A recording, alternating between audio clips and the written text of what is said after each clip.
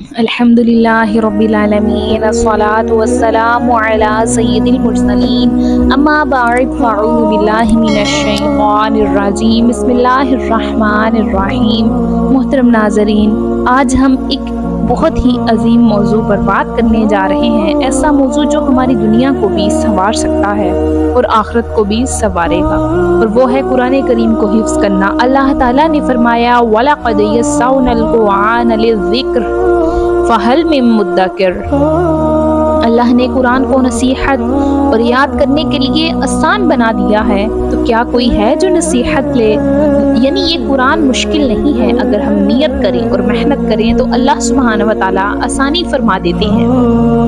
سب سے پہلے ہمیں یہ سمجھنا ہوگا کہ قرآن کو حفظ کیوں کرنا ضروری ہے۔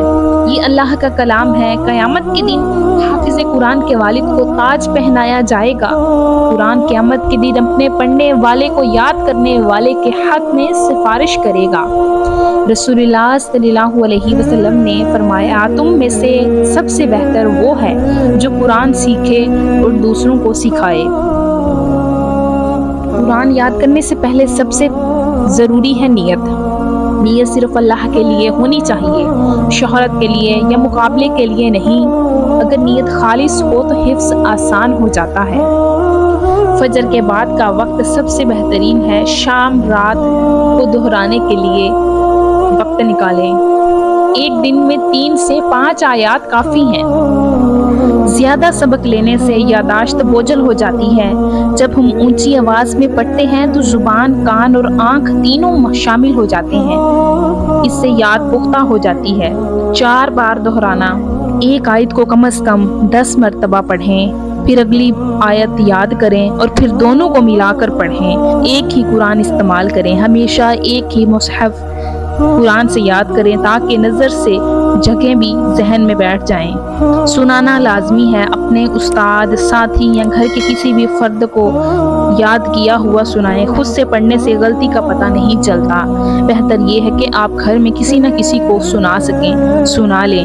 یاد رکھیں، قرآن کو یاد کرنا آسان ہے لیکن یاد رکھنا مشکل ہے، اس لیے ریویژن سب سے ضروری ہے۔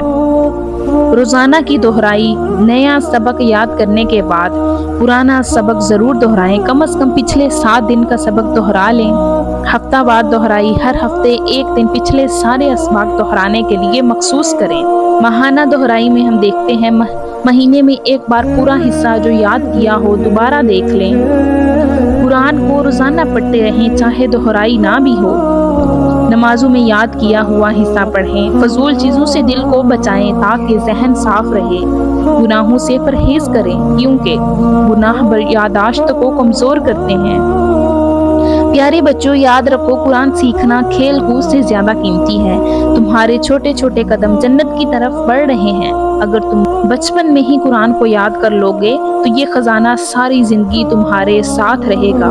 اگر کوئی بڑا ہے اور وہ سوچتا ہے کہ اب میری عمر گزر گئی، تو نہیں، عمر کبھی رکاوٹ نہیں بنتی۔ بہت سے لوگ 40، 50 بلکہ 60 سال کی عمر میں بھی لوگ قرآن حفظ کرتے ہیں۔